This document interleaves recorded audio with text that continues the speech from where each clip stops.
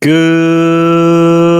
morning and welcome to the Lakers Lowdown. I'm Anthony Irwin. Today on the show, we are going to go through all of the preseason from the last couple of weeks in preparation for the NBA season, which tips off in, a day, basically, by the time you guys are listening to this. Happy NBA Eve, everybody. So the way we're going to do this, I essentially have 4 sections here. Who impressed, who needed to show more, macro takeaways, and then finally expectations for this team now that we are, again, by the time you guys are listening to this, roughly 24 hours or so from the season kicking off. So we're going to start with who impressed. We'll go player by player and get it going. First player who impressed me, the player who impressed me the most this last preseason, D'Angelo Russell. Offensively, he had incredible command over the offense. It really developed a ton of chemistry with the players that he needs to have that chemistry with, right? Anthony Davis, uh, funnily enough, Jackson Hayes and he were like besties on the court. Yeah, I don't think that Christian Wood is necessarily the kind of big that you really develop chemistry with for a player like D'Angelo Russell. It's like a pick and pop player. So those kinds of players, just kind of exist or whatever. And then defensively, he absolutely blew me away. Game in, game out. He really seemed to be focusing on developing the habits on that end of the court that will extend his career and extend his, prime earnings portion of his career. He admitted, right? He admitted how the playoffs last year impacted how he was impacted basically by that playoff run where he was played off of the court. And lo and behold, he didn't talk about this, but it did change what he was going to make this last offseason. Remember, the reports at the beginning of the offseason was he was expecting a 2-year, $50-ish million contract. He got a 2-year, 32 or so million-dollar contract, 34 maybe. That is not the off season he was hoping to have, and he understands that. And again, credit to him for recognizing that he needed to make changes on that at that end of the court, whether it was an approach or execution or both. And he seemed to do that over the course of the preseason. Now we'll see what kind of if he does at various points revert back to those bad habits. 82 games is a long time to change basically your approach to defense that you have had basically for a decade now, in playing in the NBA. And we'll see what that kind of looks like. It'll be something worth paying attention to, and whether or not he's able to stick to that stuff is probably going to decide whether or not he is a Laker beyond this next trade deadline. So D'Angelo Russell, thoroughly impressed by what he showed on both ends of the court, and makes me really excited for what he might be able to bring to the table over the course of the season, and maybe, just maybe, into the postseason. The next, I guess, player, I was going to do an AD thing and a LeBron thing, but I'm just going to combine them because their offseason basically, or their preseason, sorry, consisted of one main priority: stay healthy. Like everything beyond that is you're playing with house money, but and they did, right? AD looked very healthy there at the very end. He was dunking from the dotted circle in the key. That was cool to see. LeBron James looks healthy, was shooting the ball significantly. Well, both of them were shooting the ball a lot better than the last time we saw them. They look better. They look a lot more spry. In Anthony Davis's case, I don't know if this is definitely, why it is that he looks slimmer or whatever. Whether it's my theory is that he thinks he's going to play a little bit less center and thus didn't feel the need to bulk up in the way that he did last year, or he saw the impact that bulking up had on him as a player. I thought it was a negative impact on him and went back to losing a little bit of weight, having a little extra explosiveness, and it really showed. I thought, throughout the preseason, every time he was on the court, he was the best player out there for the Lakers, if not period. So that's what the Lakers are going to need from him if they are going to reach their absolute highest ceiling type possibilities. He's going to have to be an MVP candidate, right? I don't think LeBron can be the best player on a championship team anymore on a nightly basis. So that means AD is going to have to be in. What we saw from the preseason, I think that he can do that, and very importantly here, he recognizes that that's what is needed of him, and he recognizes and heard the stuff that was said about him and the Lakers from the team that swept them en route to a championship. So I really liked what I saw on and off the court from AD, and for LeBron, like, still looks like a freight train, looked healthy, was getting up and windmill dunking in practice, and he's shooting the ball really well. Um, a couple of defensive breakdowns and stuff, but you kind of anticipate that in preseason. I so long as LeBron is healthy, I have no real concerns over him and what he's going to be able to do on the court. Like I said a second ago, I don't think he's capable of being the best player on a championship team anymore, which is like, it sounds a lot harsher than it actually is. Like, I don't think a 40-year-old basketball player can be the best player on a championship team. Like, that shouldn't be something that, like, it sounds groundbreaking. It sounds like, oh, what did he say? But no, like, he's 39 years old. He's been in the league for 29 years. He has more miles on his odometer than any other player in the history of the sport. And yeah, I think it is time that AD does finally take that baton from Anthony Davis, right? If they were in a relay, LeBron has probably run an extra 400 yards or 400 meters trying to give the goddamn baton to Anthony Davis. And we're hopefully this is a year that actually happens. Next player on my who impressed list, Austin Reaves, man. Like, him shooting pull up threes in the pick and roll, if he's adding that to his repertoire, that changes a lot of what the Lakers can do offensively, right? One of the notes that Jovan made when he was on the show last week, which you guys should check out, crazy numbers compared to the rest of the numbers here on YouTube on that episode. But one thing that he mentioned was how, like, it was Reaves and D'Angelo Russell kind of being the engines to the offense, and it didn't feel weird. LeBron and AD were able to kind of take a step back, and it felt organic that they were able to do that. And that just means at the end of games, LeBron will be that much more fresh.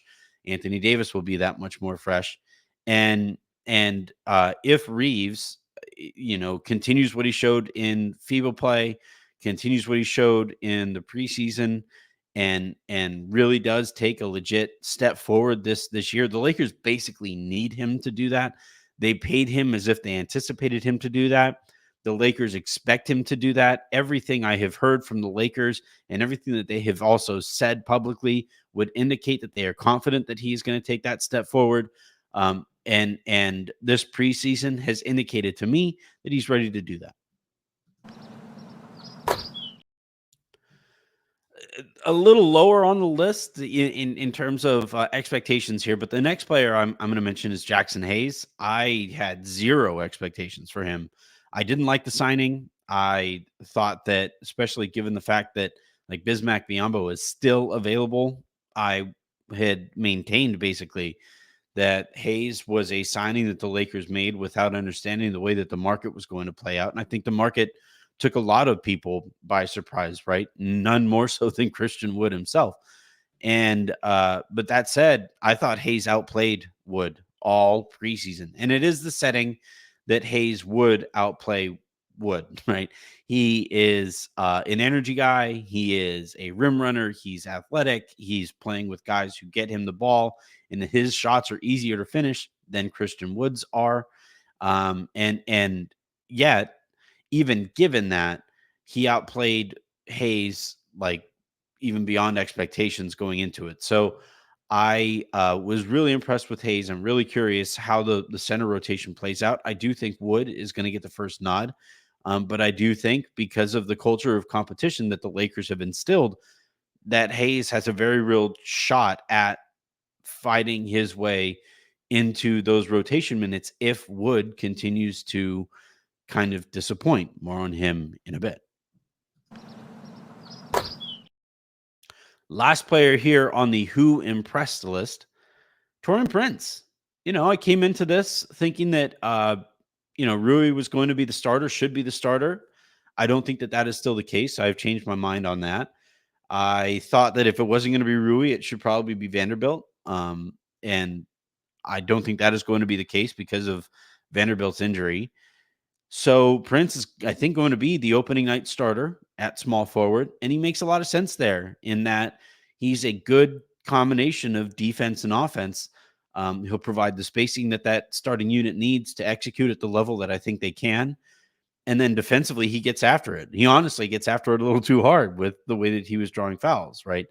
Or committing fouls. So, but still, I liked the signing when they brought Prince in and was very excited. I thought, remember, I think after it went through and Pete was allowed to talk about him, I talked to Pete.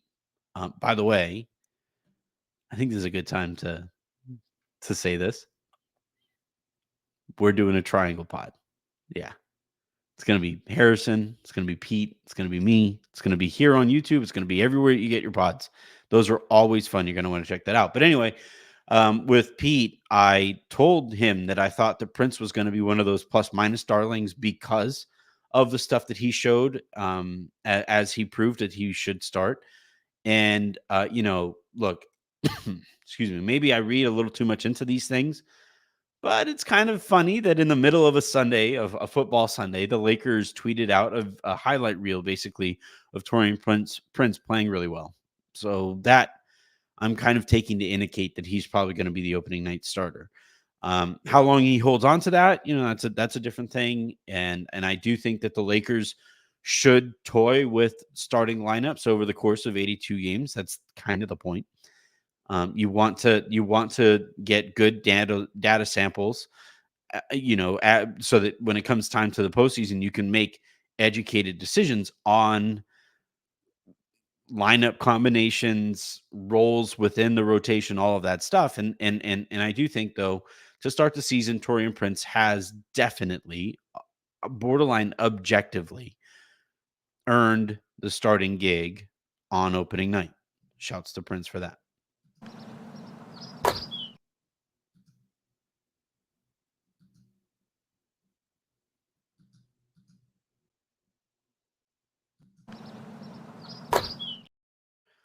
All right, now the next segment of players are going to be the guys who I needed to see more from in this preseason, and they border from out and out disappointment to you know, circumstantial stuff. And yeah, let's go ahead and get going on these guys. The first, I would say, disappointment from preseason was Rui Hachimura. Um, I think, and I thought heading into the preseason that he should be the starter.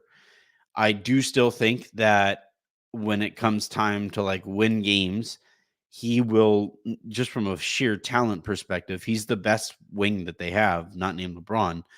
Um, from a sheer talent perspective, the Lakers would be their best version of themselves if Rui is able to play at the very least closing minutes, maybe not starter minutes, whatever. I do like the idea of him kind of anchoring the offense with the second unit, but he also needs to be able to play off of LeBron. He needs to be able to play off of Anthony Davis, and I thought that it looked kind of clunky no matter what the role was for him this year, or this preseason. I didn't like that the only way that the Lakers felt comfortable getting him involved in the offense was to basically stop all ball and player movement and give him the ball in isolation and just tell him to go to work. Yeah, he's good at that stuff, and that is going to be valuable over the course of the season and definitely in the postseason, right? Having somebody who the ball can rotate over to with 6 seconds, 7 seconds on the shot clock and feel confident that at the very least you're going to get a good look. That is very valuable, but I need Rui to be more than that, right? I need him to be able to confidently and comfortably catch the ball on a swing and knock down a catch and shoot three from the corner. I need him to, defensively pick up the other team's best wing, right? Because if he's out there with LeBron and AD, you don't really want LeBron doing that. And you don't actually really want AD doing that either, because that pulls him away from the help defense that he can be a destroyer of worlds. Good Lord. Playing as. So I needed to see more from Rui. I didn't like the way that he was kind of implemented in the offense and just in general. And I do hope that over the course of the season that we see enough from him that the extension makes sense, and the Lakers will not be the best version of themselves if Rui doesn't take a real and tangible step forward. And I just didn't see it enough in this preseason. The next guy is kind of circumstantial, and it's a bummer that I have to talk about him this way, but Jared Vanderbilt, right? We didn't see enough of him. And uh yeah, if it wasn't going to be Rui, I thought Vanderbilt for sure was going to be the starter, right? Because of what he brings on the defensive side of the ball. But at this point, given how few minutes that he played in the preseason and the real questions about whether or not he's even healthy, um, we haven't gotten any real tangible information on that front. The Lakers don't like to offer that in general. And he's in, another instance where the Lakers are just like, yeah, I'll be back at some point. And yeah, and in this case, because we didn't see very much of Vanderbilt, and the last time we saw Vanderbilt, he was getting played off of the court in basically every series that the Lakers played in, most notably and most obviously in that Nuggets sweep. He needs to play more. He needed to play more in this preseason so that we could see, like, is he a more capable corner three-point shooter? Is he a more capable dunker spot type of player? Um, all of those things, like, we didn't learn anything about Jared Vanderbilt this preseason, and it's because of injuries. It's like, unlike with Rui, I thought Rui just didn't really play all that well, and we didn't see enough from him because of him and because of the way that he was um, put into, the places that he was put in to succeed or not. In this case, this is like Vanderbilt's body didn't allow him to be out there, and so over the course of the first stretch of the season, we're gonna have to. He's like, the first stretch of the season is gonna have to be his preseason, and he's gonna have to play catch up over the course of the 82 games that hopefully we watch him in. Same kind of goes for Gabe Vincent, who was day to day, and we again very little information about him as to like what actually ailed him. It was kind of like general soreness or whatever, and we kept on hearing that the Lakers were holding him out for precautionary reasons.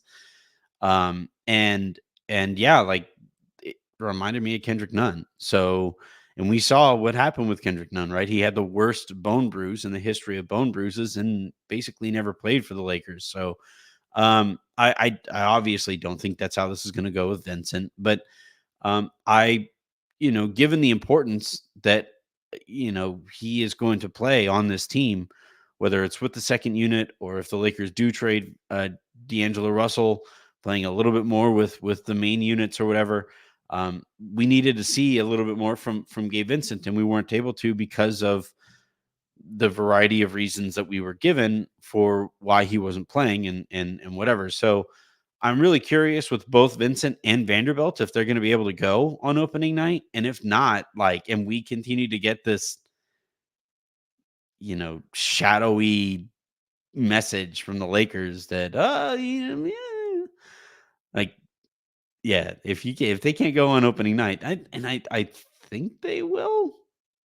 I don't know, but if they don't, like, all right, then it's probably time to start asking some more directed and pointed questions. Another guy who somewhat disappointed, um, partially because of my own expectations for him. I thought I think maybe my expectations I got a little carried away with him. Was Max Christie, but I also think this is somewhat circumstantial. We saw Cam Reddish, I think, get more opportunities to prove himself over the course of the preseason, and Max was kind of, he was below.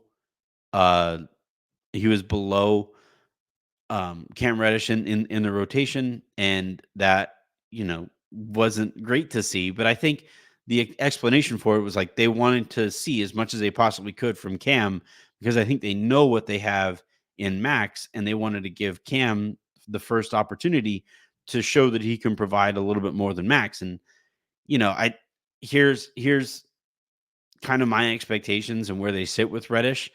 I don't even have him on my who needs to show more list in this segment, um, because I just don't have any expectations for him. Max, I do, and Max, I did, and I don't know that like he carried the momentum from summer league into and throughout the preseason. There were definitely flashes where you're like, "Holy shit, this guy is real, real." But there were also flashes where you're like, "Okay, if this is their only hope at the shooting guard spot to have somebody who can move his feet and knock down threes, then that makes you a little nervous." So Max is another guy who the beginning of this season, it's going to be interesting where he sits in the rotation and how ready he is to step into the kind of role that we thought he could be able to throughout the offseason. Finally, the last player who I thought needed to show more was Christian Wood. Some of the explanation that I have heard is that was working on his conditioning, getting ready for in the preseason, because of some of the lack of clarity that he had this offseason. Um, that was kind of his focus, and he was playing catch up when he finally did arrive with the Lakers, and I kind of get that, I guess. But I just never really thought that, he, whether it was next to AD, I didn't like those minutes, and whether he was playing by himself, I don't know. I was never really blown away by Wood. Occasionally, you do see the flashes of talent, him attacking closeouts, him being a good enough shooter to where they're closing out in a way that he can go by them on those closeouts. That's nice to see. But he needs to shoot better. He needs to shoot more confidently, and um, he needs to set a goddamn screen. I don't know if he set us an actual screen all preseason, and that is going to be a very important part of his role with the Lakers. And yeah, we need to see more in that regard. Now for macro takeaways.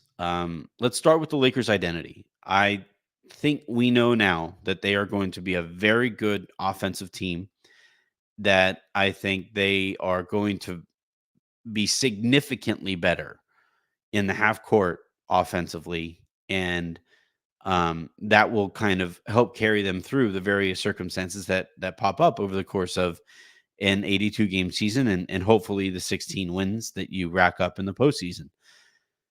I think that they are going to be tangibly worse defensively. I think they're very capable of being like a top 5 to 7 offense, and I think that they're probably going to be like a top. They'll probably like at worst, I think they'll be league average, right? The number 15 defense in the league. Um, or they'll be in that 10 to 15 range. And when you average out where they sit offensively and where they sit defensively, they would come out to being, a top 10-ish in like net rating or something like that, right? Yeah, I'm cool with that as their identity. I still don't I can't believe that as often as we saw this preseason, the Lakers were just absolutely overwhelming offensively in the half court. And I do think that Darvin Ham is going to get guys to compete defensively enough to keep things afloat. And that identity is kind of the modern makeup for championship contenders. And I think we definitely we'll get to expectations here in a bit, but the Lakers sit resoundingly as one of the 5 or 6 teams that I think can win a championship this season. Um, Especially if they do optimize this identity of being an overwhelming offensive team and a good enough defense. Strengths and weaknesses, right? So their strength, I think, offensively, the fact that they can space the floor and give Anthony Davis and LeBron James the like way more room to operate than they have ever had as Lakers. That's exciting.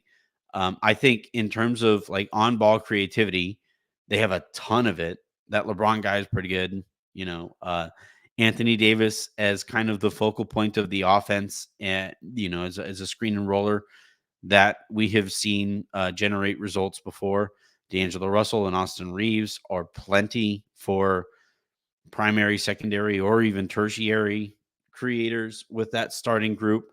I think Gabe Vincent coming off of the bench is the fact that he can operate in multiple types of windows, right? Like I've talked about with Pete, that is very intriguing and yeah, I think their absolute top strength is what they'll be able to do on the offensive side of the ball and the ways that they'll be able to succeed. We just watched before I recorded here, I watched Miami play against Philly. And Miami, like if they aren't just running away from you, they look very pedestrian, right?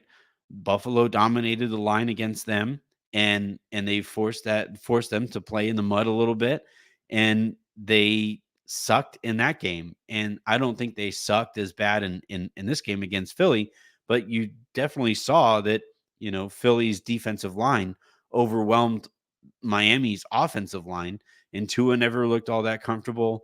It was just the point here is that they don't have right now. It doesn't look like they have like multiple ways that they can beat you. It's basically just like, yeah, we are going to be way faster than you, and we are going to be so dangerous offensively that we're just going to beat you that way. And I don't really think there are very many examples of teams winning Super Bowls with that being the only way that they can overwhelm you. For the Lakers, I think with the amount of creativity that they have, the amount of versatility that they have, it, if they play in a slowed down game where you have to execute, they can do that. If they need to get enough stops to be okay and get out and win and succeed in transition, I think they can do that occasionally. And if it's just a full on shootout where the game is in the 120s or so, the Lakers have more than enough firepower, I think, to keep up with even the most explosive offenses in the NBA. And that to me is really going to matter because in 82 games or over the course of the 16 wins that you need to rack up in the postseason, you need to do so in a bunch of ways. Yeah, you do have your 102-mile-an-hour two-seamer that like is just untouchable when you rear back and you throw it.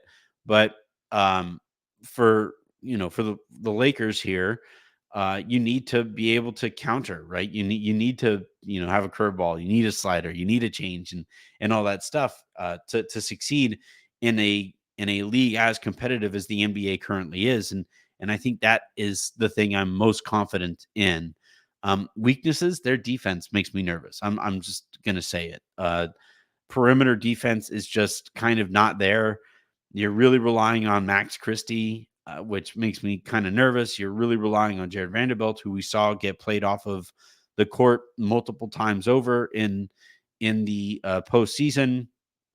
And yeah, like Gabe Vincent is a fine defender, but he's so small that I just don't think he's going to be an impact defender. I think Reaves is going to compete, but like he has his limits physically.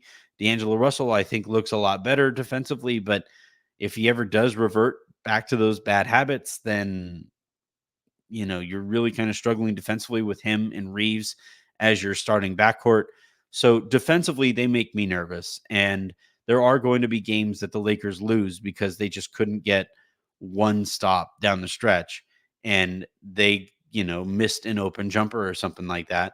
And that winds up being the difference. So, it'll be something I think the Lakers look to improve over the course of the season because right now it's like, it's too glaring an issue. Now, in terms of just overall expectations for this team, I expect them to compete for a championship. I expect them to be one of the top 5 teams in the NBA this year. Maybe not in terms of record at the end of the regular season. The Lakers' priority here is going to be winning as much as you can while keeping LeBron and AD as healthy and fresh as possible when it comes time to get to the postseason.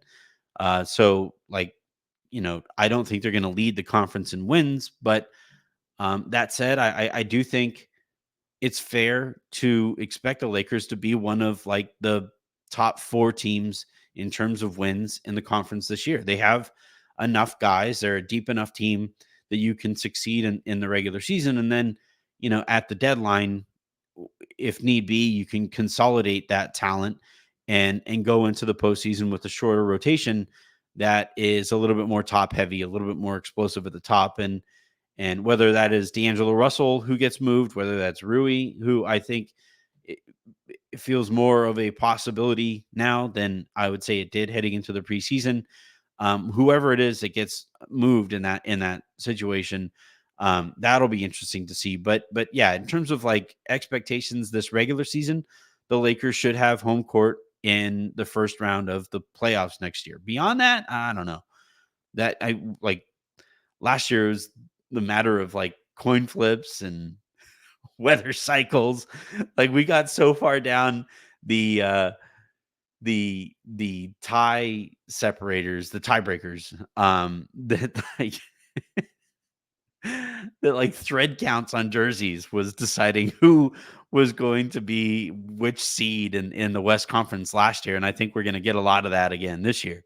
But I do think though that the Lakers should be in the mix for home court in the first round, maybe in the second round, probably not beyond that though. And then the Lakers should have at least a puncher's chance against anybody in the NBA, and against other teams should be the favorites, right? Like if the Lakers played the Warriors tomorrow in a 7-game series, the Lakers would be favored, right? If the Lakers played in a 7-game series against Phoenix, I would probably say Phoenix is slightly favored, but it would be mostly a coin toss, puncher's chance, right?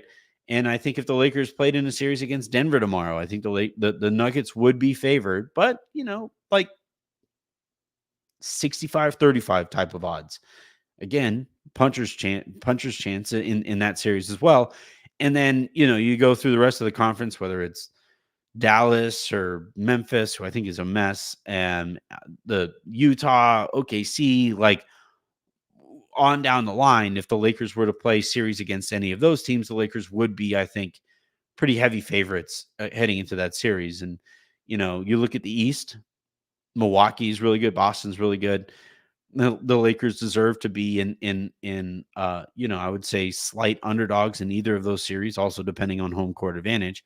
And that's fine as long as the Lakers would have a chance, and I think they do. And that's as they're currently comprised. I don't think this is the roster. We know Pelinka is very is very active at deadlines. I don't think this is going to be the roster that they finish the season with, and we'll see what that finally looks like when it's all fully sussed out. But in terms of just like heading into the season, you know, if this is how it always goes, right? Somebody will ask me, my family will ask me what, or friends that I haven't seen in a little while, like, what do you do, whatever, and I say I cover the Lakers, and they'll say, oh, how do you think they're going to be this year? I always say I think they're going to be good to like really good. That's my expectations for them heading in. All right. That is going to do it here for this episode of the Lakers Lowdown podcast. A really fun episode that I am going to be recording in a matter of hours by the time you guys are listening to this Monday morning. Cannot wait I'm going to give it away. I'm tempting fate. Last time I did this, Pete got a migraine. So sorry, Pete or Harrison, if I'm giving you a migraine right now. But yeah, Pete, Harrison, and I will be recording our first episode together in years. And I cannot wait.